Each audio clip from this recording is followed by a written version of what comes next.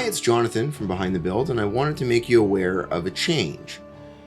What you'll see in the title of the releases is Behind the Build AD and Behind the Build ID. Behind the Build AD is architectural design. Anything associated with architectural design will be released on Mondays. Behind the Build ID is interior design. Anything to do with interior design and its consultants will be released on Thursdays. I would ask kindly that as you hear this, if you could, to find the rating system in the format that you listen and consume Behind the Build, and please give it 5 stars. It helps us with overall engagement and visibility with a new audience. With that said, please enjoy today's episode.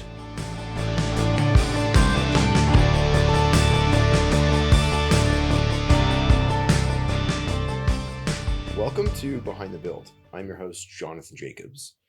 And today I've got with me Luigi Ferrara. Now, Luigi, I think he decides what hat he's going to put on based on the day, because there are a lot of them. So, he is currently the CEO of Conifer Futures Group. He is the former dean of George Brown Center for the Arts, Design, Information Technology. He is currently a senator of the World Design Organization.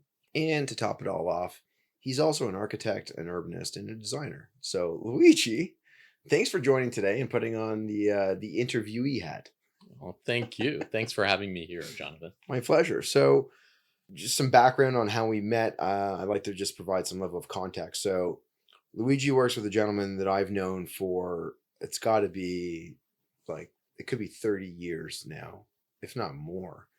And he's a great, great guy. And we ended up not throwing out his name intentionally. Jake, I'm not going to throw your name out, Jake. We met at a party in 2025, and we were just chatting about all the different things. And I said, you got to bring you on a podcast. So here we are, and I want to go through. I do this with everyone. I want to go through kind of like the history of your life and how all the roles you've been a part of, the things that you're doing now, and everything in between that. So we'll see if we can kind of pack that into the next hour and a half, whatever it ends up, how it ends up landing. So with all that said, I apologize for my long-winded introduction here. I will stop talking and it will be yours. Tell me about you, where you grew up, where were you born? Where did you grow up? What was family like? What were your interests? Tell me a little bit about that. So I was born in Toronto, Okay. at St. Joseph by the Lake, actually, to a family of Italian parents who had immigrated after the Second World War to Toronto. Okay. It was a great environment. I grew up on this very unusual street where, my parents bought a house, and then because they were the only English speakers, they helped all of their relatives and relations to buy houses. So there was about 10 different cousins from the same town in Italy living on this street in North York in Downsview, as it was known then. Yep. And we had a really unusual life because we were living in Canada and the industrial world of the 60s. I was born in 61, and yet in our backyards we all had like mini farms, and so we had this agrarian lifestyle. Most of my relatives were people who worked fields. They were peasants in Italy. Yeah. My mother wasn't. She was from a different class. And her father was engaged in trade and stuff like that. But we grew up in this sort of like medieval hamlet. Like my wife always jokes that I was born in medieval times because it was a really traditional lifestyle. We had all the food from central Italy. We're from central Italy, from the area of Abruzzo, Yep. which is right across from Rome on the Adriatic. And so we had this unique upbringing. It was almost like as if the agricultural world was happening at the same time as the industrial world, because our parents would go out to work. My dad worked for Canadian Pacific, and then I was at school, and then the post-industrial age was coming in. So I like to think that in one lifetime I've lived in three different eras, and the agrarian era is like a closed society with really tight relations, Yeah. extended family, and everyone knew where you were always. And then the industrial world, our family was like your typical nuclear family. I have a sister and the two parents, so the four of us. And then and then I married and have two children, but we weren't anymore this Italian Canadian because we're this polycultural family. My wife is Chilean, and so yeah, so kind of living in three different epochs in one life. Hmm. And for yourself, were you interested in like that, the basics of that farm culture? Were you outside running around in the backyard? And It was part of every day. okay, Like it was like you had to water the tomatoes every night. yeah, You had to bleed the pig in the winter. You had to make wine every fall. There was just a whole set of lifestyle things that you had to do. And I can remember, my uncle, because we all used to do this together, and my uncle would say, "You guys are never going to do this when you grow up," and I would say, "Yes, we're going to do this. We're going to continue these traditions." Of course. hearing Luigi talk about food, family, and daily rituals really stuck with me because so much of our lives quietly revolves around those moments. One of the things I've learned over time is that quality shows up in the background. The things you rely on every day don't need to announce themselves. They just need to work consistently and honestly. That's why I appreciate Kaplan's appliances. What stands out to me isn't just the brands they carry, Sub Zero and Wolf and Miele and Jenner and Fisher and Paykel and La Cornue and more, but it's the approach and the way that they manage relationships. They take time to understand how people actually live, how they cook, how they gather, and what matters to them long term. There's a level of care and integrity in that approach that I respect. It's not about pushing product, it's about trust, reliability, and standing behind what you recommend, which is something I value deeply. If you want to learn more or get connected to them, head over to the description in the liner notes and you can connect with them there, or you can shoot me an email and I'm happy to connect you. Now, back to Luigi. We weren't able to, just because your life is very different when you become educated and you have a profession, and you don't have the time that they used to have. But Well, I also couldn't imagine seeing like a neighbor down the street from me, like all of a sudden it's fall time and they're like, there's the slaughter of the pig. yeah, no, yeah, and we used to actually do something called spaducci, which is sort of lamb roasted, and like we used to do it in the front yard, and like the whole street would come over Right. and And eat enjoy, yeah. and enjoy. I mean, it was like this different world that was parallel to my world at school, right? And my first language wasn't English. I spoke an Italian dialect, and then my mother insisted that I learn Italian, and then when I got to school, I learned English, right? So, And how was the transition of moving from what was native to not? yeah, I mean, for me, it was like I don't remember it ever being a problem. It was just this flow, and the kind of things that I, you know I was lucky in a sense that design is like a deeply embedded part of Italian culture.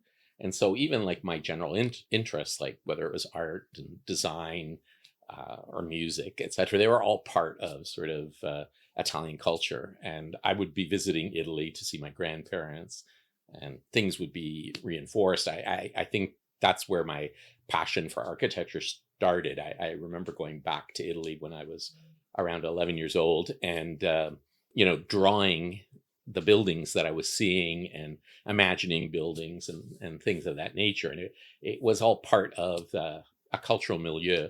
If I think about it, my father was one of the best designers I have ever met. And I've met many designers around the world.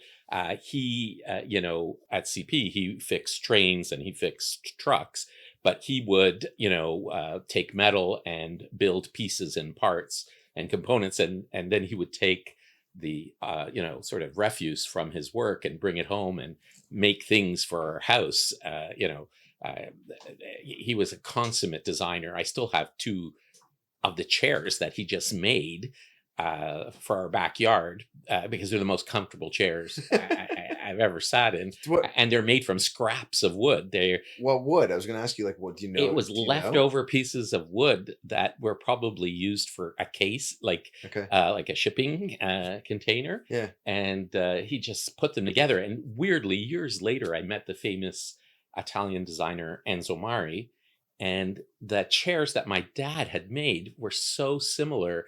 And I have this artwork that actually a friend of mine from Italy sent to me, which show Enzo Mari's design. It's like a kit design that he developed for self build of chairs, and they're the same design that my father had made, right? Like instinctually. So this idea of design was so fundamental to everything that he did, because yeah, I mean, even shoveling the driveway, we would have to make a plan.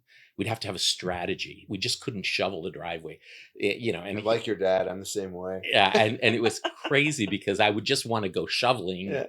and he'd there, no, no, no, no. First we have to make a path, and then we have to choose with the direction. We have to choose where we're going to put our mounds, and so it was this thing that was kind of ingrained in me. Yeah. Something that I learned from a young age, and also beauty was a very important thing. Nothing that my dad made was not also beautiful, right? So, I think it was a big influence. And then visiting Italy was obviously a Yeah. huge influence Yeah. because you're surrounded by incredible beauty. When Luigi talks about his father making things that were both useful and beautiful, it reminds me of how rare that combination actually is. Because I'm drawn to people and companies that care about details you live with every day. Not the flashy stuff, but the things that are touched, used, and depended on for years. The Doors focuses on windows and doors that are made with that mindset. There's a seriousness to the quality, performance, and longevity that comes through in how they work. It's clear they think about the full life cycle of what they're producing, not just the moment it's installed. That kind of integrity matters to me. Doing something well, standing behind it, and letting the work speak for itself is a value I respect, whether it's in craft, design, or life. If you want to learn more about the Doors and all of their options, from vinyl to fiberglass to aluminum woodclad, wood, and steel, from curtain walls and curved glass to 20-foot spans high, 20-foot spans wide, their spider crane, all the rest of it, head over to the liner notes. You can connect with them there, or you can shoot me an email, and I'm happy to connect you with them. Now, back to Luigi. Two questions on this. One was, do you recall what you used to draw yourself, and how old were you when you started to draw things of substance? Yeah, well, I started drawing pretty young, and it was weird because it was almost like a show on TV that got me drawing. I must have been 8 years old, and it was a show called Civilization with Kenneth Clark, where he talked about the history of the world and like the great works of art that made up civilization. And I would just draw, and I used to draw in school, and there used to be a girl that was in my class, and she was very good. And that age of 8 to 11, where it's like guys against the girls, it was my drawings against hers. She's a wonderful person, wonderful creative person named Pam Burns. And we used to have to draw, and everyone was waiting to see which drawing would turn out better, right? But I started really drawing architecture around the 5th, 6th grade, and especially accelerated when I went back to Italy. I used to actually imagine whole cities and buildings, and I used to draw them out. Still have some of those sketches.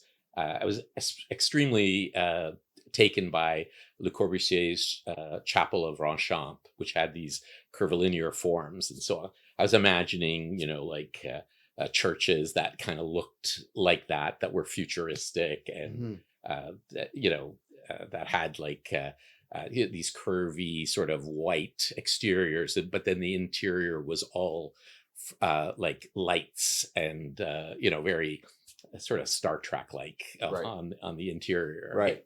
Just wanting to do very innovative and different things, and it's just something I took with me. And like very young, I wrote to the director of the Art Gallery of Ontario because I had been studying so much art. I used to go to the library and take out books about art at the library, and basically read art history at that young age. And so I said I wanted to volunteer, and he actually placed me as a 14-year-old with the head of the audiovisual department of the Art Gallery of Ontario, Kathy Jonason, and I worked there from 14 all the way till I was 24, and I was finished architecture school, and I used to work in, she ran this department, but she also ran the film programs.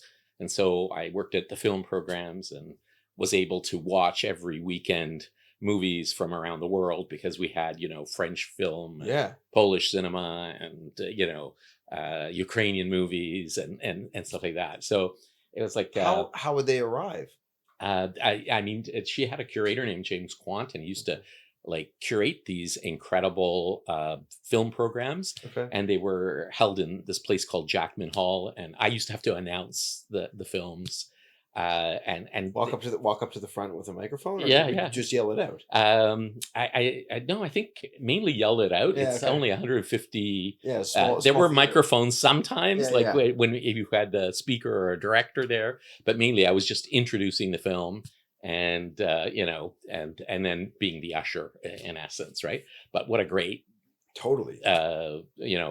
education and experience at a young age. So my second follow-up question was, do you remember what age you were when you first traveled back to Italy to get some of that I wouldn't say reinvigorate, but reimagined forms of creativity and culture that you didn't necessarily have? I went once when I was 4 years old. And there's still these incredible pictures of me in a grembolino, because they put me with the nuns, to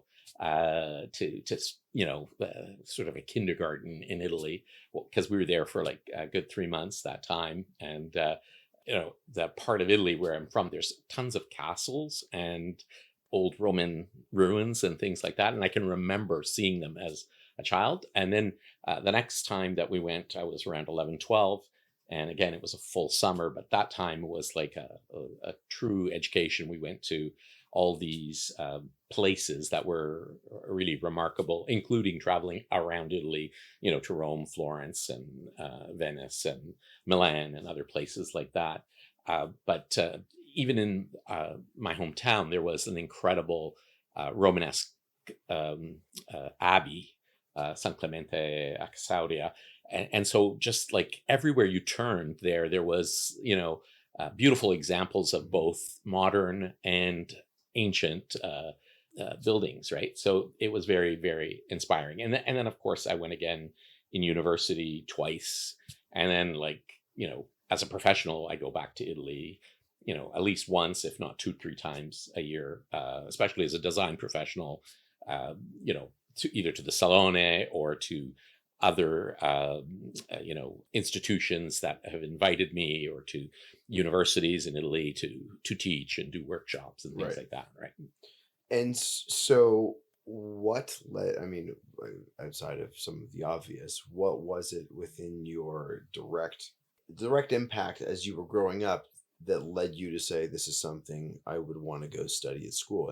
And when I say this, I'm assuming based on some of the adjectives that we threw out at the beginning of the things that you have gone and taken on. You went to, what did you go to school for? I ended up applying to study architecture. So it was at University of Toronto. So what led you to architecture? So it was funny. I actually wanted to make film, but I couldn't really explain to my parents what the role of a film director. They didn't quite believe that it really existed as a job. Yeah, that you could make money going and doing this. Yeah, so I had to I applied to 3 different places, and one of them was to the film at York. Yeah, but they obviously I got into architecture at U of T. My sister had gone to U of T for French, and my parents wanted me to do something that was more practical. So I went to architecture at U of T. But I was also truly deeply interested in architecture. It wasn't, film was more like something that I dreamed of doing. Architecture is something I felt that I really could do and that I was pretty good at. Right. In high school, in my art and other classes, I had developed designs for buildings, and I was really, really adept at spatial design. It's something that I've always had. I can imagine things in 3D. I quickly solve spaces and intricate puzzles.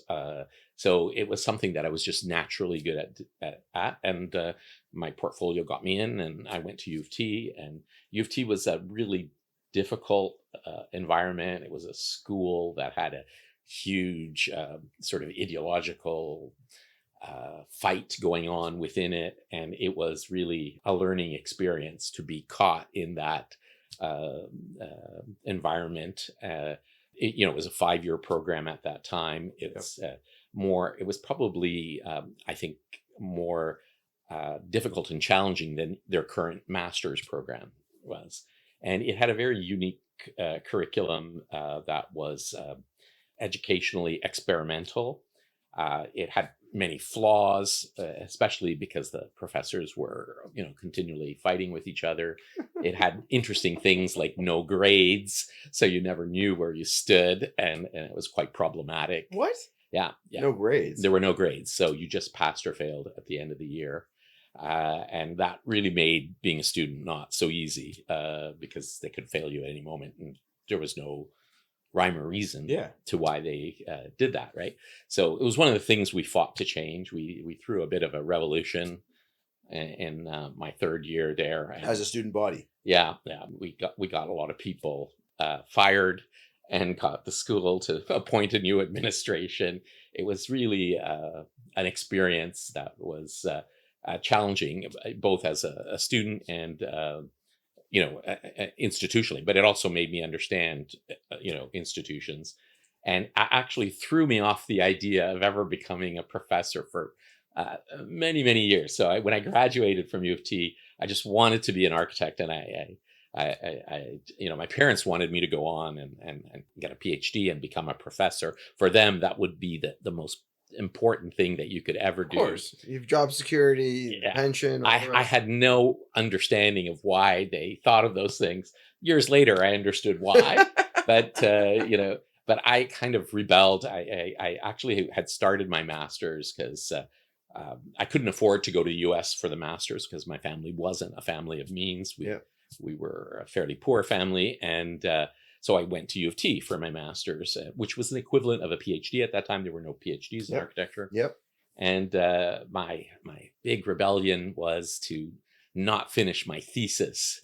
And it's because at that time I was recommended to James Stirling, the famous British architect, as someone who could help on this Canadian project. He was sort of invited to a competition for the Opera Ballet House in Toronto. Mm-hmm. It was Stirling versus Moshe Safdie versus Barton Myers, and I joined the Stirling team. Right, and was like an amazing experience working for, at that time, probably someone who was considered the world's greatest architect, and he really did teach me a lot, and then invited me to go to England to work on a competition for the Walt Disney Symphony Hall, which ended up being built by Gehry. Again, that competition was Frank Gehry versus James Stirling versus Gottfried Baum versus Hans Hollein, 3 Pritzker Prize winning people against Gehry. And of course, the whole thing had been set up for Gehry to win. But I had another incredible learning experience. I worked in London and for Stirling on this and on other 2 competitions. Right. And it really, one of the things I hadn't learned in school was like a really strong process for how to create a great design. And working for James Stirling really taught me what a real process could be to arrive at a good design. So what were some of the things that you were able to take away from school that you felt might have been like really helpful for your career in that field? Well, I think, from U of T, the one thing that you really learned about was the social dimension of architecture. It was a school that was focused on the social dimension. And so, in a way, it really helped you with, I think, a set of skills that have to do with designing for social impact, designing for change. And we had many professors interested in that. Hmm. And it was less a school that taught you the formal design methods, to generate either technically or aesthetically a great building. It wasn't as strong in that regard, but it was super strong in the planning and context of what a building means in a society, right?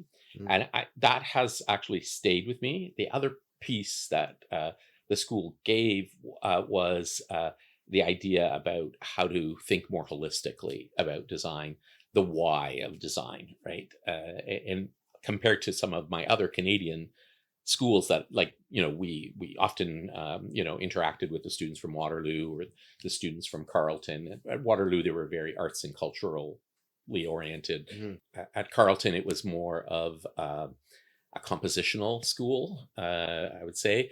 But the what U of T had that I think set it apart was this sense of the why of architecture, why you're building, for whom, and what is the relationship in the society of Right. the building project. Right. So those are some pretty interesting takeaways that are probably going to help set you up for some level of success as you go forward. When you arrived at the first job outside of school, how did that happen? What did that look like for you? Did you didn't obviously email your application in. So how did you apply? Where were you looking for?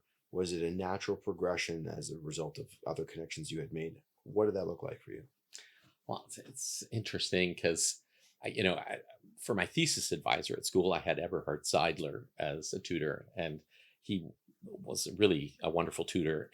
But my friend Dio Paquette had asked him for a job, and when Dio got a job, I thought, that's it. He got the job with Seidler. There's no more. And years later, Margie told me that her father had always wanted to hire me because Dio and myself, he even put it in his biography that we were wonderful students and he had wanted to hire us both. But I, then ran to try to find a job because I thought, I got to find a job. And you didn't even reach out. Like there was just the assumption. No, I just assumed Yeah. Dio got the job, right? So I went and I went to work for an architect named Peter Turner, who now actually has a huge firm, Turner Fleischer. At that time, he was doing work for Tridel and he was establishing himself. He had worked for Jack Diamond, and he was a very creative guy. And I ended up getting a job with Peter Turner, but I just knew nothing because at U of T they taught you nothing about building, right? So I can remember the first couple of weeks at work, someone says, you've drawn this, but there's no lintel, and I said, what's a lintel, right? And they looked at me and it was a guy named John Chow, and he looked at me and said, holy shit, he had gone to U of T, so he knew, because you know nothing, right? And I thought, okay, I'm going to get fired from this job very soon. Was it at the time, was it Turner? Was it called Turner Fleischer? At that time, it was Peter Turner Architects. Turner Architects. Yeah. And actually, Fleischer had just come from South Africa and we were working together side by side. Hi, Russell. So Russell and I were sharing an office. Yeah. And, but, at one point, and I had never made models in schools because I had actually cut off part of my finger making a model in second year. So I stopped making models because I was kind of useless with my hands.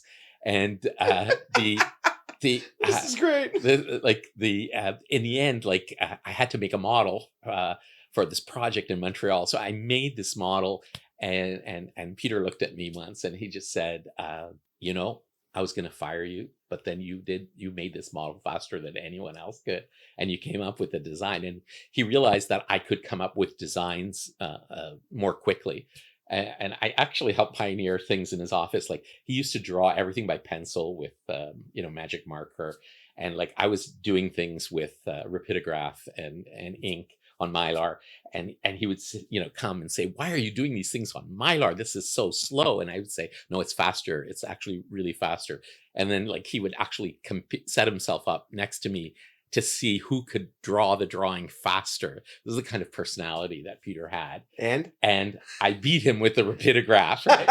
And then like when we showed the drawings to Tridel, they loved them because no one had rapidograph drawings yet. So, this is back in 85. And in the end, like he kept me, and I stayed there for a couple of years before I went back to do the master's. Okay. And then I worked with Paul Ruber, but I worked a lot on, I did the whole condominium scene. I did the whole, working on affordable housing with Paul Ruber. And then I worked on institutional buildings with Margaret Rozotsky, who was really one of the most talented architects in the city at that time. I had joined her firm, Rozotsky Zavotsky, and then she passed away. It eventually became ZAS Architects, but Margaret was this incredible woman from Poland who immigrated to Canada as an adult, retrained at U of T, and was really, really a talented architect. And we were super on our way to doing incredible things before she passed away. And in fact, we were partnered with, I had managed to arrange relationships with Cohn Pedersen Fox in New York so that we could do major projects here in Toronto. As the architect of record. Yeah. And in the end, we did a lot of planning for Markham. We did 3 major master plans for Markham at that time. And then she passed away. And then I started my own firm with my partner, Monica Contreras, who's also my wife. And we ran a firm. And then, we had a child. And then she got extremely nervous about us having a firm and not having a regular potential income. Yep. With an architectural practice. It was in the throes of the recession, that terrible 91 recession that saw the real estate crash. Yep. And we had managed to make it out of that and to actually grow our firm. But, with a child, she wanted security. And I was invited by Howard Cohen to go down and talk with him at the Design Exchange, and he hired me there as the vice president of programs and services. I had been editing the journal for the OAA, the Perspectives Journal, and I had developed this giant event for design called Perspectives on the Future. Mm-hmm. And so I came to his attention, and then like this opportunity to go and help build a design and innovation culture in Canada came up at the Design Exchange. And I really wanted to be a part of that because I knew as an architect, even as a young architect, that it was hard in this context to do great architecture. And the main reason was the lack of clientele, not the lack of necessarily talent among the architectural community, but there wasn't enough of an architectural culture. And I could tell this, especially because I could compare it to what I knew existed in Italy. I had studied abroad in Italy, in Florence. I had continued to do things abroad. We didn't go there. Yeah. About studying abroad in Florence. Yeah, we organized it ourselves. Okay. At U of T. I was part of our rebellion at U of T. Oh, hold on. Let's go back to this for a second. Yeah. Okay. So Waterloo and Carleton could go abroad and study, but U of T, there was no study abroad program. And so the powers that be at that time wanted us to go to Nottingham, or if we were going to go to Italy, the only place that was acceptable was, in Urbino. But we wanted to go to Florence. We wanted to go to the place where the Renaissance was born. And so we organized ourselves. We hired our teachers. We hired Peter Rose from Montreal, Alan Tregabov from Toronto, and Dan, and I can't remember his last name, but he was from Cranbrook, and they came and taught us, and we organized the whole thing ourselves. Incredible. Yeah. Incredible. So, okay. So being someone who was able to compare different cultures and how they patronized and supported architecture, it was clear that Canada needed to do work, that there was a real problem in Canada, Right. that Canadians didn't fundamentally understand design. We were really a culture that extracted resources and sold resources, and we made so much a living from doing that. We had technology, especially in areas like travel, like transportation or telecommunication. But in other respects, we were really just, what's the phrase? Here's I'm not even sure how to say it, but taking logs and water and reselling it, kind of thing, right? And and we had to change that. And so I was really committed and spent 6 years of my life working on that, working on also what I believed was interdisciplinarity. Because one of the things I noticed as my architecture school was ending, and especially when I was doing my master's, was that like there were two big trends happening in architecture. One was, the need for us to sort of save our planet and to come up with sustainable designs that So, had low impact on the yeah, planet. yeah, it still exists. And yeah, and only growing Yeah. as a problem. And then at the same time, I also saw the emergence of like, cyberspace, right? And the internet. What and year is stuff. this? This was like Early 90s, you said. yeah, it was even earlier. I had noticed it back in '85. Remember the first computer CAD programs were coming out in and around the early '80s while I was at school, and I knew that they were going to be changing things, and the internet was just emerging, especially during the early '90s. It was becoming more public, and so I knew that there was this kind of conflict between the development of cyberspace and then the need for a more sustainable built environment, but they were going in kind of opposite directions, and there was negative impacts coming from them. Philip Monk, the art historian, once said that like we're caught between the nightmare of the imagined cyberspace and the horror of the actual, like our current suburban built environment, right?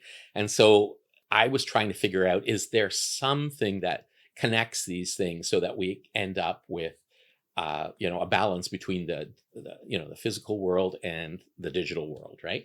And so I was working on that problem, and as young architects, we were working on that problem. So some of the first big projects that I did with my own firm were they were actually creating legislation to enable live work, working with IBM and Markham, and drafting the legislation that would allow for live work across the country through a grant from the ACT program that we had applied to, working with the planning department and Markham, and understanding like that process where you apply a telecommunication network to a physical environment, and you actually use social innovation, because at that time many women wanted to also be able to work from home because they wanted to have children.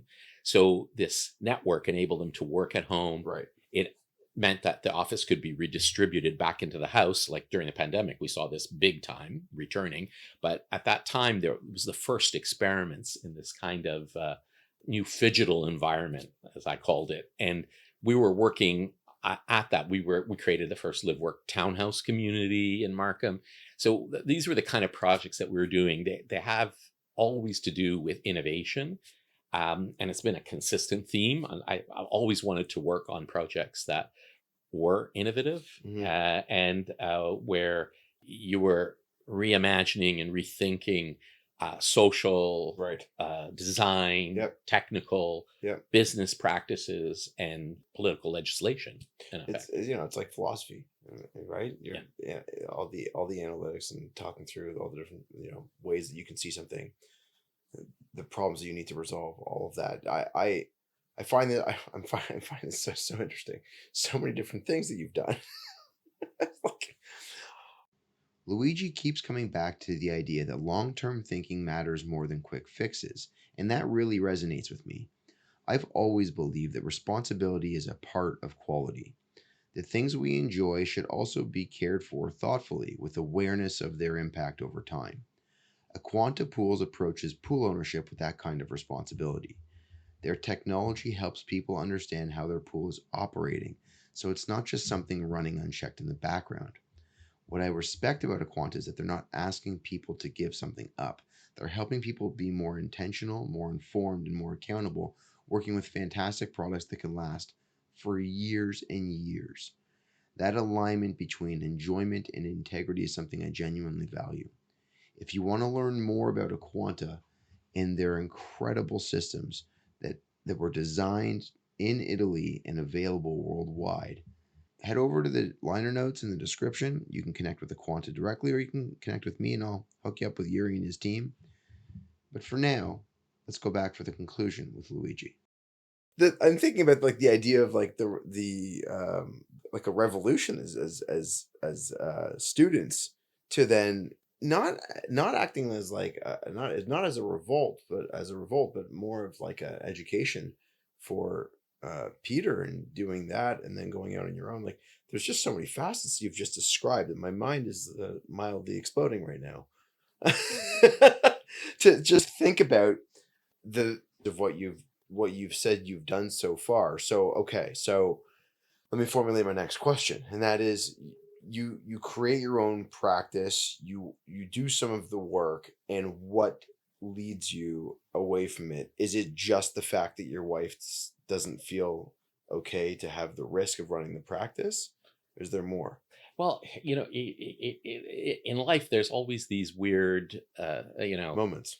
moments of synchronicity, right? So, yes, like my wife was demanding I go and get something more stable, but where did I go to? I went to the design exchange, right? And to do really what was a social mission of design, right? And like at the design exchange, it just opened up. That my first project there, and it was like I have a tendency to fall in these weird situations. My first meeting at the design exchange, I was like with the mayor of the city of Toronto. We went to a breakfast, and the chair of the board of the design exchange, and the design exchange was supposed to deliver this international conference for what was then called the International Council of the Societies of Industrial Design, which is now called the World Design Organization. And I was told by the mayor, Luigi, you have to run and make sure that this conference happens. And I was told and whispered in the other ear by the chair of the board, saying, over our dead body, you're going to make this conference happen here. So like my first day on the job, I had to decide, who am I listening to? Who am I going to listen to? Yeah. Right. And so like, I realized like, and in life, I think a lot of decisions are made this way. I had to look at my value set, and I had to say, what is more important for Canada and for design? And I think it was to bring the conference so that we could become part of an international dialogue in design, right? And that would really change like the local community, and it would change the international community, because we could plan something that would show Canada, which show the international community what Canada could contribute. Right. So I worked on it, and we delivered it, and it was a huge success. And it was really a tortured process to get through, including getting federal funding and having to get Montreal on side to get federal funding. Again, one of these other moments, with someone whispering, if you bring Montreal in, we'll pull out. Right. And meanwhile, I knew we had to bring Montreal in, because if we didn't, we wouldn't have a Canadian event. So, you make decisions. And but oddly, out of that, I was elected to the board of that organization because they were so impressed, and they nominated me on the floor of the Congress, the World Congress, because it's the organization of design from all the design centers, design professional societies, design corporations, and design cities, and design governmental organizations. They nominated me from the floor, and I became elected to the board at the same time that you had just brought this thing there. Like this. Yeah. We held the conference. Yeah. Then after the conference, there's usually the General Assembly. Yeah. It's like the UN. Yeah. And everyone votes. Someone actually wrote my name in, and they all voted me in. And you had no idea this was happening. No, like I didn't plan it. I didn't think it. It just you're sitting there. It just happened. You're sitting there, and all of a sudden they call out your name. They say, someone says, I nominate Luigi from the floor, and then they say, you accept the nomination. Yeah. Seconded. Do you accept the nomination? Okay. And then an hour later, you're on the board of the World Design Organization, right? So it, you know, what? You're sitting there like, hold on, what have I just said yes to? Like, what does this entail? yeah. So it what it entailed was like an amazing learning experience, which, you know, I've had this great fortune in my life of always continuing to learn, to keep learning. And so, yeah, what it entails is traveling, you know, 4 times a year to different parts of the world to meet, to discuss the future of design with all the key stakeholders and all the members of this international organization. First meeting was held in Torino, and at the Academy of the Arts and Sciences in Torino, and because the president, Augusto Morello, who used to be the design director for Olivetti and La Rinascente, which is the department store in Italy, you know, held the event there. And, you know, Achille and Piero Castiglioni were there, like the whole world, like Giugiaro, Pininfarina, everyone was there, right? And here you are, you're meeting, learning, seeing. The amazing thing I learned there was that Canada is older than the United States. There was 2 globes inside the library, and they were from the 1600s. And the Atlantic Ocean was not called the Atlantic Ocean. It was called the Mare di Canada, the Sea of Canada. Really? And all of North America had a giant Canada written over it. And then, you know, the West was Mexico, right? So like, and you started, and then there was like this tiny little Cape Cod that said Nuova Englandia, right? And then like you know, so like these experiences, what they do is like they kind of blow up your world. Yeah. As you start to understand, like, you know, and here was Italy, but then like, you know, we would go to South Africa, and then we would go to you know, Asia, and then we would go to, you know, Brazil, and we would go to all these places, and you would learn what people were trying to do, and how design was trying to solve the problems in all of these different regions. It was amazing. And it was an amazing, I was on the board for 4 years, and then I was going to quit the board and finish my term. Yeah. And then someone who was going to run for president, they had their child became ill. And so they turned to me and said, well, I want you to run to be the president of the organization. And so I ran. I did not think I was going to win. And I won. And I won. And then I was there for another 4 years as well. And in that time, I did some really incredible work with my colleagues. Like, we built an alliance between the industrial designers, the graphic designers, and the interior designers to create a World Design Alliance, to lobby the UN and to try to get design on the agenda of the UN. And we also brought the world headquarters, which had been in Finland, to Canada, to Montreal, where it remains to this day. So Canada is the host and hub for the World Design Organizations, right? So it was like a great part-time job while I was doing my work at the Design Exchange. And then later, when I joined George Brown, I was also continuing to do this work, right? So it was amazing, because, you know, with an organization like that, you get to do things that have really meaningful difference. Like, we went to Botswana. We helped them develop the first industrial design program in Botswana. I helped find teachers for them so that they could have faculty, which meant that for the first time, people in that country were learning product design, et cetera, right? And so from going, you know, to a world, and this was something else that my Italian background taught me. I was never made the distinction between urban design and architecture and product design, you know, or fashion design. Right. Like, design is like a continuum of creation, right, that affects our physical environment and also our new digital environments and the relationship between them, right?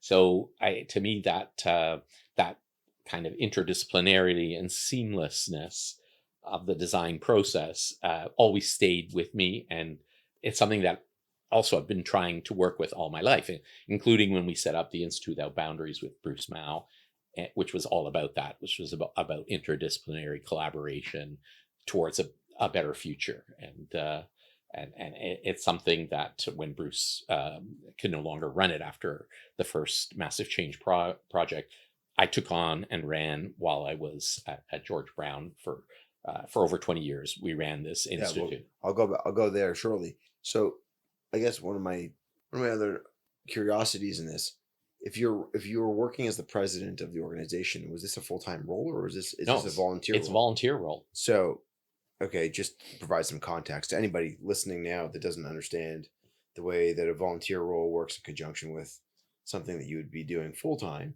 It means that you're going to go work your full-time job all day. Yeah. Pretty much, because that's what's paying the bills. And then your passion project's going to be what you're involved with in your part-time, in your free time. Yeah. So that would mean that, let's say you had a young family. Yeah. And you were trying to make sure that you had a level of sustainable, supportive income to allow you to live. You were also taking on something like this, which, based on what you've said, the directives that you kind of worked at implementing over the course of, called those 8 years, were highly intensive. So, like, it's a huge commitment of time for something that you obviously feel strongly about and always have. Yeah, I was lucky because work understood the value, and they let me, go away for a week at a time, so many times a year. Also, you're right; it was many nights working and weird hours because meetings with dealing people with overseas. Yeah, like have to be coordinated across time zones. But And they're like, my daughter used to my wife would always say that every time my daughter saw a plane, she would say, "Is Daddy on the that plane?" yeah, Right? right. Well, and you weren't dealing at the time. This is what, mid '90s into late 90s. It was from 96 to or 97 to 2005.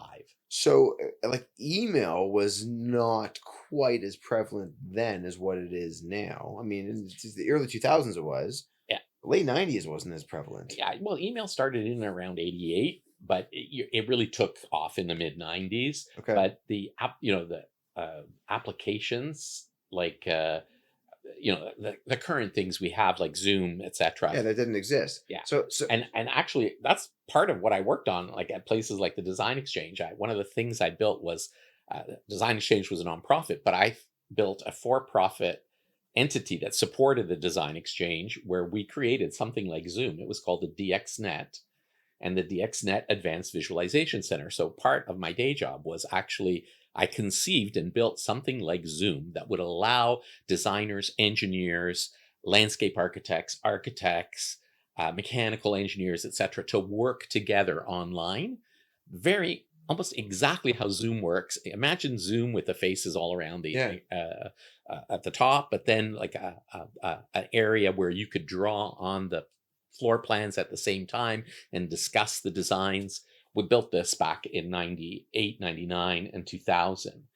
And with a grant from the provincial government. And this is just around the same time. Again, for anyone listening that's a little bit younger, you're used to super fast internet at this stage of your life. Back then, cable internet had just kind of come out at that time. Yeah, it was even before, because it was dial-up. Yeah, it was dial-up. And what I was working on was developing VPNs that the designers would use because we had built all these super fast tools, including e-commerce and advanced visualization, into a portal that was called the DXNet, that people would be able to access and use these tools. And at that time, through a normal dial-up, you couldn't use them. So you had to have actually a VPN system that made it work. This is incredible. So again, anyone listening right now, you got to understand, like, this, you're talking about, this is like the evolution of the modern day method of communication internationally and now locally. Yeah. So I'm trying to think of all the questions to ask right now. Yeah.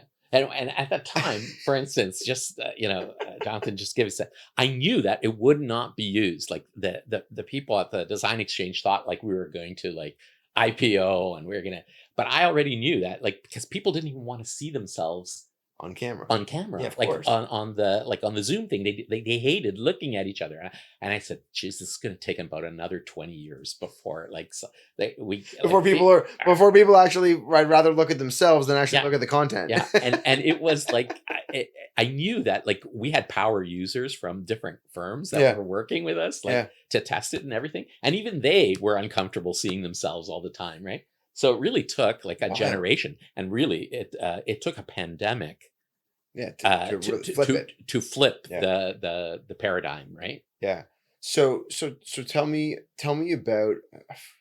I feel like it's like a shame to kind of like advance past what you're describing right now, but I do want to get into the tenure at George Brown because I feel like that is also such an interesting part of your life, and it was a large part of your life as a professional. So tell me how things advanced from the design exchange and wherever else you were in between to landing at George Brown and how that Yep. evolved. So it was really a weird, quick transition. I had gone to George Brown part time because they needed someone to direct their design school.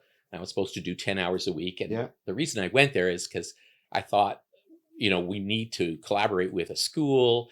And there was this grant, and you had to have a school. And so if I got the thing at George Brown, then we could get this next grant from Canary that would continue the work that we were developing.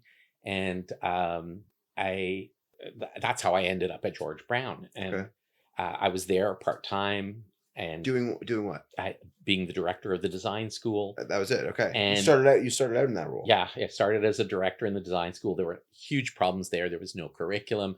There was only, two programs, and like there was this new school. We were supposed to launch the Institute Without Boundaries with Bruce Mao and a design management program, and so I realized soon enough that it was going to take more than 10 hours.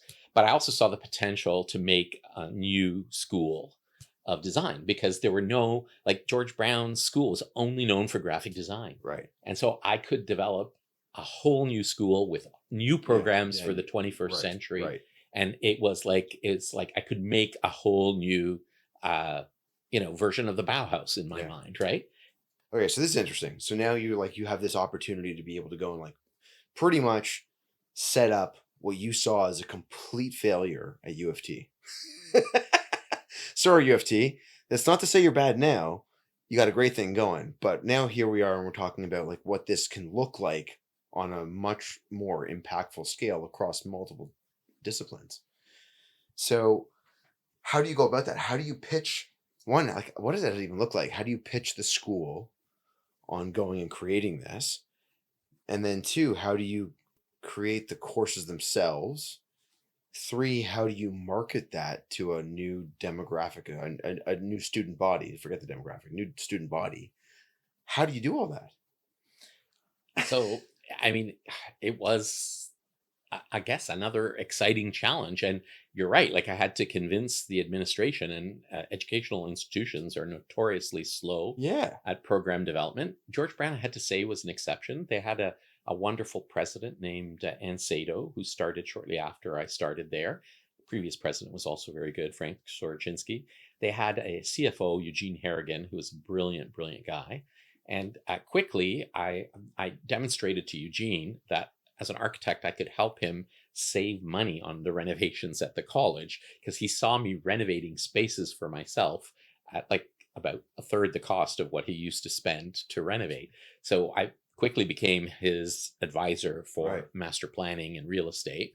And on the academic side, Ann Sato let me create new programs because she wanted the school to diversify and become more relevant for the 21st century. So What a visionary. I pitched first century design school. We started with, the Institute of the first interdisciplinary design strategy programs in the world.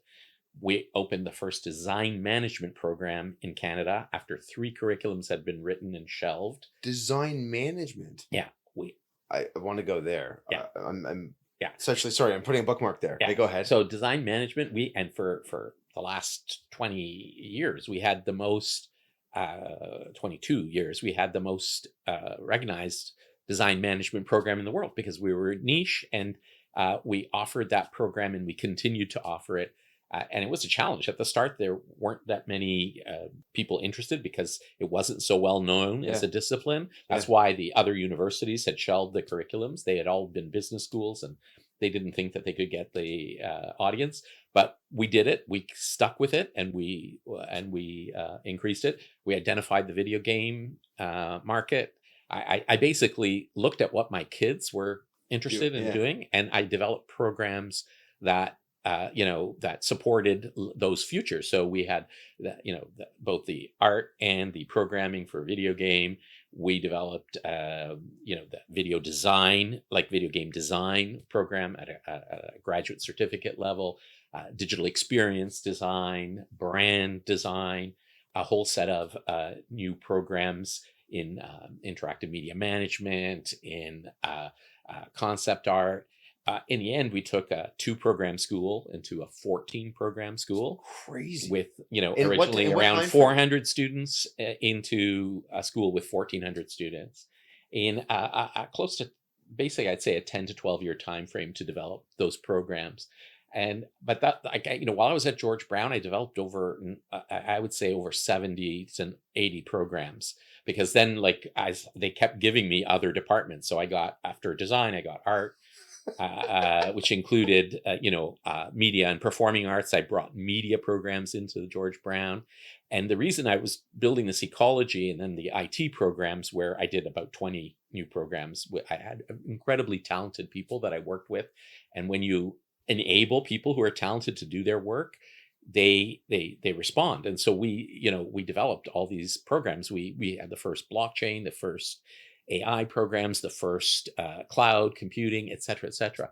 But that really facilitated an ecology of programs that we could use for our interdisciplinary design work, which was run out of the Institute Without Boundaries.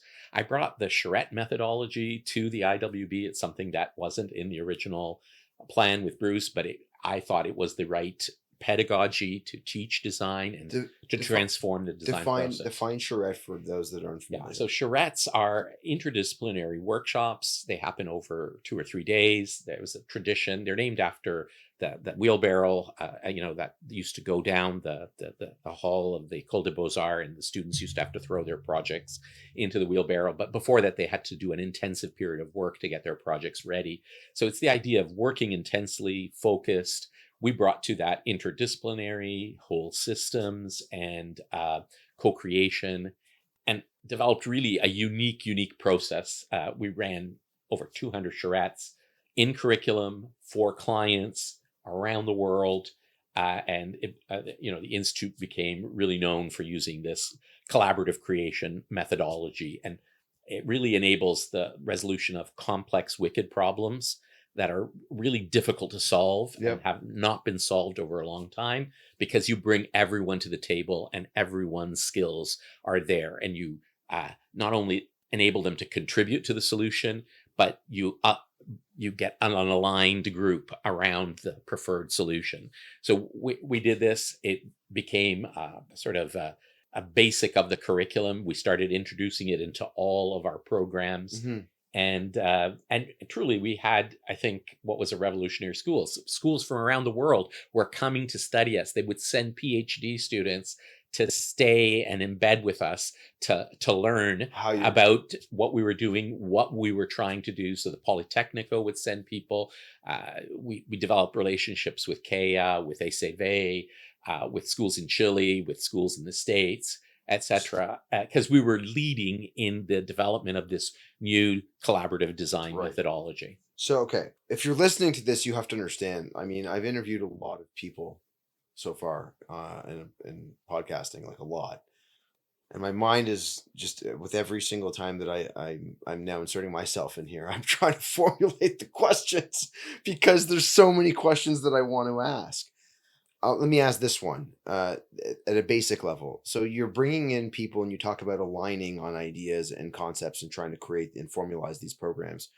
Where are you sourcing the talent of people to bring in to help foster and develop this? Is it local? Is it international? How are you sourcing them? So it was both, because what we would do, for instance, with our charrettes, we'd have when the first charrettes we did were with our 10 to 12 students that were in the program. Yeah. Then we'd train them, and then we would have charrette with like 200 students coming from other programs at the college, but also other schools in the world. So Politecnico di Milan came for about 15 years.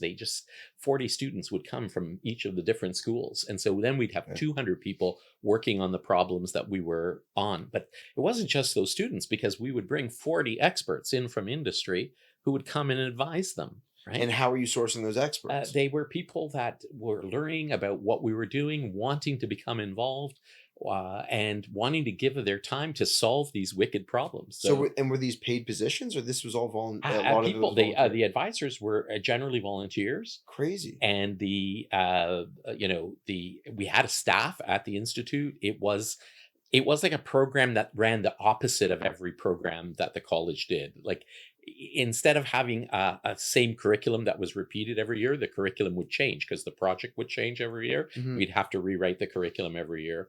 Instead of having a lot of students in one program, it had few students, but then it interacted with students in schools around the world and people around the world to examine the problem that we were trying to solve. Right. Whether the problem was, replanning the public services for the Dublin City Council, or whether the problem was reimagining how to redevelop Flemington Park for Toronto community housing. Like, there were major problems, and they were themed from the idea of a world house, sort of sustainable housing, then to projects about city systems, like rethinking infrastructure in cities, to regional ecologies, to looking at regional regenerative development of bioregions,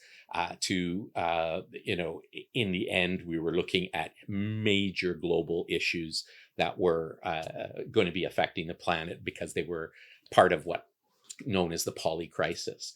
So, like, it was like a totally different curriculum. Yeah, you developed like an incubator accelerator at a school for students to become a part of the overall solutions that were like in some ways like global, while also localized. Yeah, and then the students that would go to the program would get to know each other over time. It was like a network of people around the world that understood the process, could actually develop and deliver charrettes around the world. So we started delivering and developing them all in different places. It was truly a unique experience. It was an incredible learning experience. I'm sure. It was like, so that's why people would come and advise for free, because they would come and they would be learning. And so they saw it as professional development for themselves. Yeah. Their interaction with the students, with the other professionals, with the clients that were part of the picture, in the communities that we worked within, right? So it really was something special. Like it was a new Bauhaus. It was a new curriculum for the 21st century, is the way I would describe it. Next question, same topic on this. So you're going and creating all of these new programs over the course of, as you described, 10 to 12 years. But in order to be able to get a lot of this stuff off the ground, you also need to have a source of funds. So were you involved in any of was there grant writing that had to be done to be able to go and... I had to raise research funds. Yeah, so I had to raise grant money. But more importantly, what I used to do is, if I wanted a new program, there wasn't enough space. George Brown, it's not like it had extra space. Real estate. It didn't. So I had to advise, on the business plan with the CFO, to tell Eugene, if we go into this area, we'll increase our revenues by this much. It will enable us to rent this building, which is how we started. We rented new facilities, and then eventually to build new facilities like our waterfront campus, which I worked on. So we moved all the health and social science programs to the waterfront, to the Daphne Cockwell building that KPMB designed with Stantec. And then, I worked on the Daniel City of the Arts project, which was where we moved the design school. And then we developed the Limberlost. And each of those projects also became innovation test beds, in its goals towards sustainability, into the creation of new curriculum for a 21st century economy, including, like with Limberlost, we were going to build the first mass timber I was just institutional building, for the province, and we built it years before everyone else who had started before us because we were focused and we had done our research. In fact, the Limberlost is a result of the research that we were doing at the Institute Without Boundaries. We had done projects, side projects at the Institute, like the canoe home for CMHC, which was a mass ply, not a mass timber building, a mass plywood building, right? Totally computer CNC'd and totally assemblable and disassemblable within a day, moved across Canada 12 different times. So to be seen by an audience of 1 million people. We did the Move Expo, which for Evergreen was the opening exhibition. We did a charrette with over 300 people, 30 people on each team, and that was a unique charrette because we had 15 designers from the city, interdisciplinary, and 15 interdisciplinary students working on each of the teams, coming up with ideas for sustainable transportation in the region, right? And it really was an incredible exposition that was seen by over 400,000 people. It opened the brickworks. But these are the kind of projects that we were doing. Each one of them was focused, and then the last major ones were Future Ways of Living, which we did at the World Expo in Milan, where we had 24 of the world's thought leaders working with to inspire about 60 key interdisciplinary designers to develop solutions to the future of our systems, for our healthcare system, our food system, our transportation systems. From that, we made 2 movies, a master plan for the expo site that enabled the expo site to finally secure a real developer. We did the preliminary master plan for that. So just a lot of fantastic work and projects that were a result of this kind of ongoing experimentation and innovation that the Institute facilitated. Oh, okay, so I had put a bookmark in a couple minutes ago, and that was about the design management element. And I wanted to ask you about this because I find that this is probably one of the most failed areas of education in design, understanding how to manage your business in some capacity. Yeah. So can you tell me, what was the catalyst of creating that? And at the highest level, what does that program look like? So the design management program was one of my favorite programs at the ground. And I did it with Judith Gregory, who was an RGD member and who understood that discipline. And very few of us understood that discipline at that time. Design management was very much used in Asia and in England, but there was no or very little Canadian precedent. McMaster tried to do a curriculum. Another 2 business schools tried to do a curriculum. But the importance of design management cannot be understated. It really ties to design thinking. And design thinking really is a combination of design skills with business skills and skills from what I call theater, right? Like from the theatrical world, which are collaboration and experience generation skills, right? And the future is all about experiences, and therefore you need this kind of unification of these skill sets. And really, it was super critical to create a generation of design managers.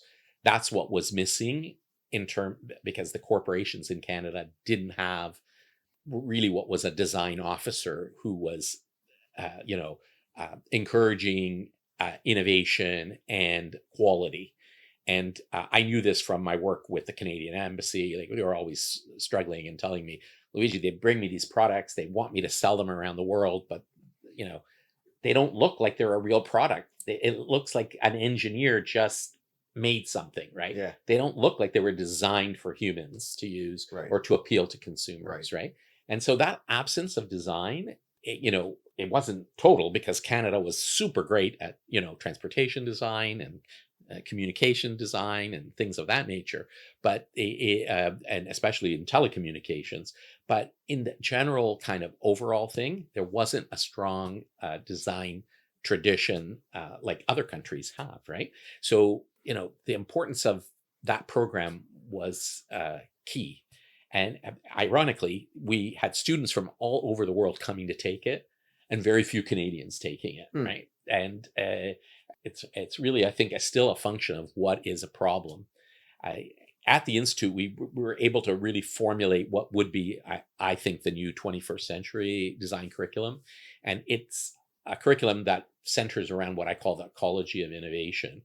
And so what it has is the capacity to understand the social innovations that are required, Yep. the design innovations that make those social innovations feasible, Yep. the technical innovations that actually make the designs possible, Yep. the business innovation that brings the design to the marketplace in the most effective way, and then ultimately the legislative innovation that you need. Sometimes you need to actually change the laws so new things can happen.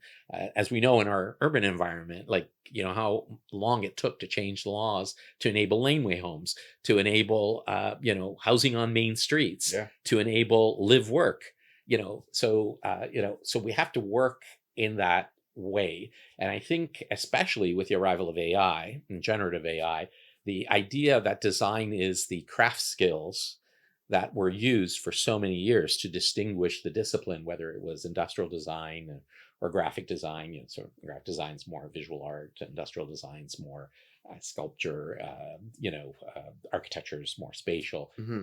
Those skills aren't as critical as these new systems innovation skills. And so really, the future of design is really going to be about, in my view, understanding that innovation cycle and all those different aspects.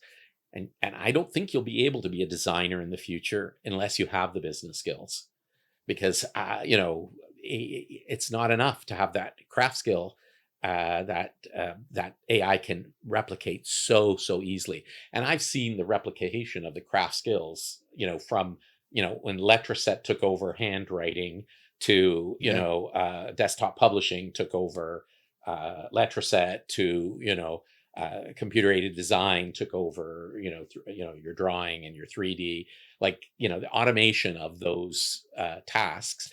It's come full to where you can generate films just through prompts, right? Yeah. So really what's important is the wisdom and the decision making capacity and the understanding of the whole overall system, and how you tweak the system to generate more social and economic benefit for the society, right?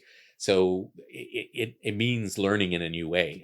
Even more than what we did at the Institute Without Boundaries is, I think, like a totally new design curriculum that's going to emerge in the next 50 years. If anyone's listening to this right now, can you do me a favor? Can you just somewhere within the show, there's an opportunity to comment. If you have questions, perhaps you'd want to put them in the comment section below the episode, because maybe you put a comment in there about something, Luigi could throw in a response to it, depending on how you would want to structure that. But I say that because I find what you've been describing over this period of time to just, again, you're rewriting education and access to the creative side of so many different types of people, while giving them the foundation and the framework of being able to hone in on the skills that they don't even know they don't have, and that they are going to eventually have. You're on a localized, on a national, on an international scale, and it really is, it's astonishing to know that you've been able to do all of this.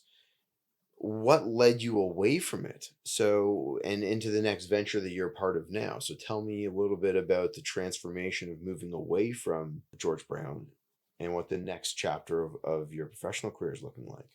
Well, I knew after 20 years of running the institute that it was time for a rethink. So one of the last things I did at George Brown was to, found and chair the Brookfield Sustainability Institute.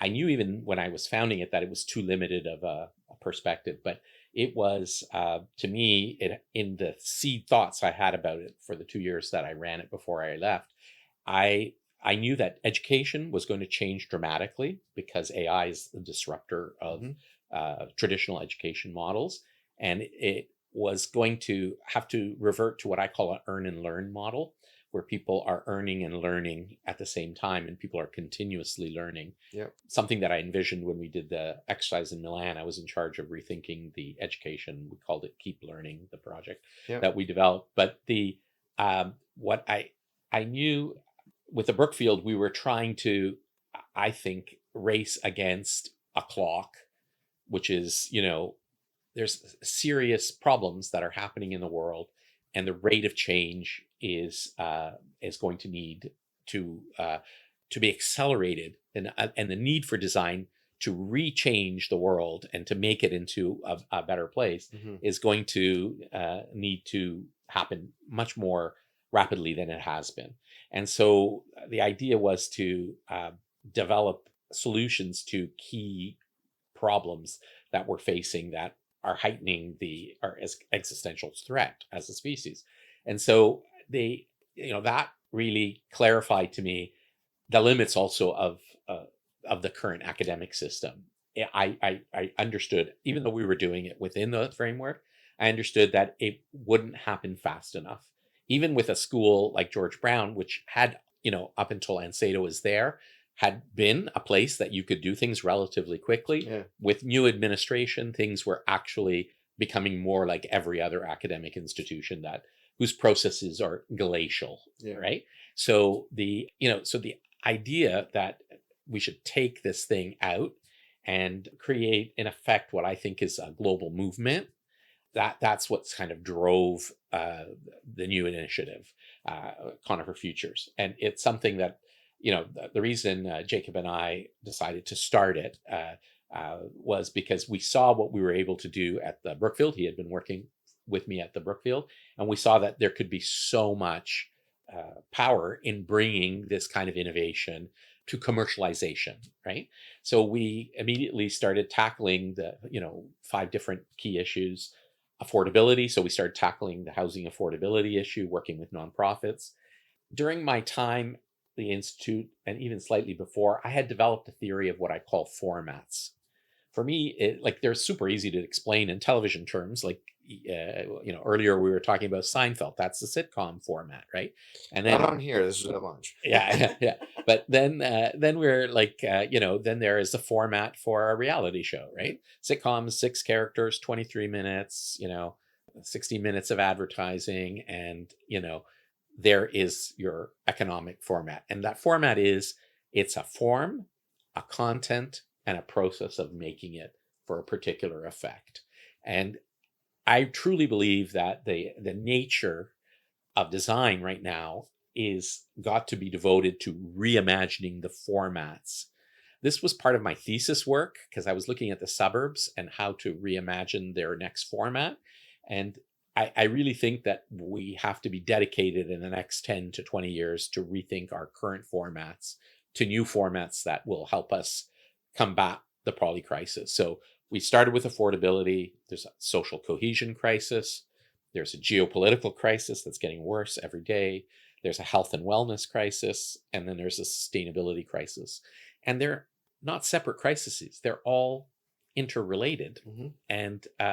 And so if you're solving for them, you're solving for the many interrelated problems that exist because of the crises that are happening, right? And so we've started already, developing a modular system. It's we searched the world for different systems, and we finally found an Italian engineer who was developing a very similar system to the system that I had been during my time at George Brown. I had been always designing our furniture for all our new buildings that the School of Design was going into. Trying to bring your father forward in that way. Yeah. So I developed this scalable, interactive, modular systems. It was called Systematics, and we built this furniture. It cost the college a third the price of regular furniture, and yet it lasted for 5 to 6 times the lifespan of the typical furniture that we would buy. And the beauty of it was that it could be reused and changed and modified. We would move this furniture from building to building to building. As we were moving the other furniture, you'd have to throw it in the garbage. This furniture, you just rearrange it, and it's still there at the School of Design right now.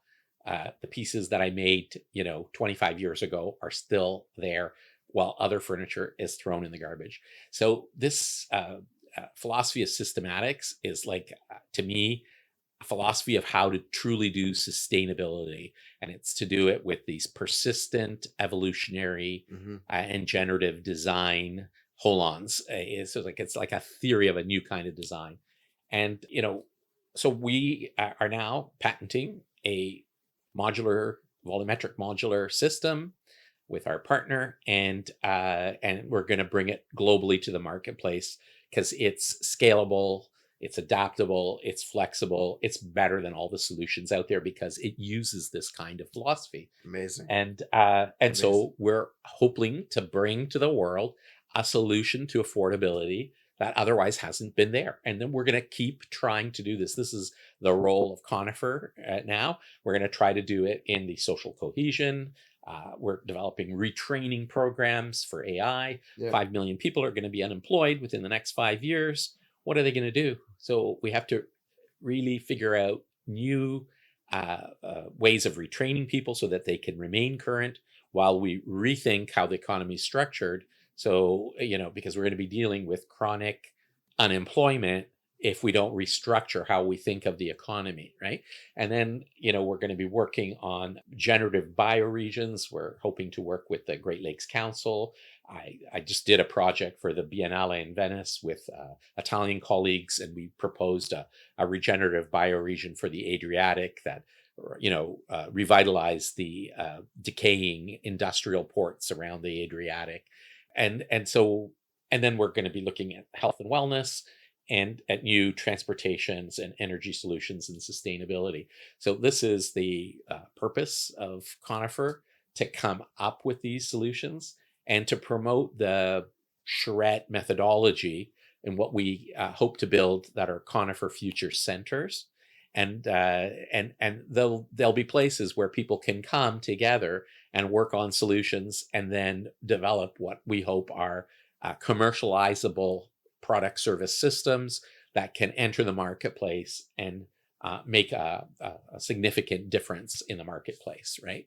So that's the next step that we're trying to do, and I don't think we could have done it inside the school anymore, because the schools are kind of they're because of the economic crisis that they're going through with the cutting off of the international students. They're sort of buckling down on old programs instead of thinking about the future and what the future needs. They're trying to just shore up their survival, in essence. Right. Interesting. I mean, this has been a hell of a lot of fun. Thanks. It's been fun for me too. Honestly, like it's because I've never had a chance to really talk about it this way. Yeah, I mean, so like if you're out there and you've been listening to this thing, you're probably as blown away by all of this information as I am. I've actually struggled with trying to find questions because I have so many that have been ruminating. Is that the right word? Ruminating in my mind. I kind of feel like I would want to unpack more of this and potentially do it in a way with some other people, do a roundtable discussion about some of the things that we might see coming that aren't here yet and how they can change. Because my feeling is your ability to have vision for the future of where things are going is probably about 20 to 25 years ahead of where most people are. So given the fact that you more or less created Zoom before Zoom was a thing, and all of these courses among many, many other things. So let's move past all of that and let's talk about you for just a short little time, because I'm also cognizant of our time, more importantly, your time. So if you can take a couple minutes and just tell the listeners, like, what do you like to do for you? I know that there's a lot of passion projects, but things that are really just for you, not for maybe the world at large. And what does that look like for you? How do you defrag? What do you like to do to enjoy your time? So I do have some like hobbies. I'm doing this wonderful little thing called Tiny Habits. Okay. It was invented by the guy who invented the like button on Facebook, BJ Fogg, and my friend Tamara Wright in England coaches me on it. But it is like a little thing that you can do 3 times a day. You do something that you've always wanted to do. So I've been doing it, and one of the things I used to draw a lot, and Yeah. then you know because of work and everything that I was doing with my life, I had time to draw. So I was able to start drawing again. So I've been doing these pencil crayon on canvas drawings, and I do them like for 5 minutes. I start the day, 5 minutes at lunch, and 5 minutes at the end of the day, and voila, a month or two later, all of a sudden you have a beautiful drawing that you did, and it's fun and it's relaxing. And Yeah. I used to write a lot of poetry. So all my life I've written poetry because I used to finish my work fast in school. And so my grade 3 teacher made me write poems to take up the time while everyone else was finishing their work. And so I started from when I was in grade 3 writing poems. And, but I've never shared them because also like I wrote a poem and then like they posted it on the door of the school. And then like I had to go and read it in every class, and then like it actually like I became like ashamed that I was a Yeah. poet, like so I never wanted people to know that I wrote poetry. So I really have never read it or published it, but it's something I do because I really enjoy doing it. Yeah. And the other thing, I do watch a lot of like bad things. I watch vertical dramas on like my phone, which I super enjoy. I love like Vertical dramas. so vertical dramas are like totally terrible little soap operas. I think they were invented in Singapore. They're on your and they're like doing work, Yeah. and so I never wrote anything. So this year I've written a book. It's going into graphic design right now. It's called Formatting the Future. So that's like the design book, nonfiction book. But then I've been up the side also writing, at night for about 20 minutes every night, a novel, because like I've always wanted to write a novel. And so one of the wonderful things about like I think growing older, because I'm 65, is all the things that you were too worried that like is this good for your image? Is it like are you going to be good at it or not? Hmm. It doesn't matter as much anymore, and it's kind of wonderful to let that go and just do things that you like to do or always wanted to do.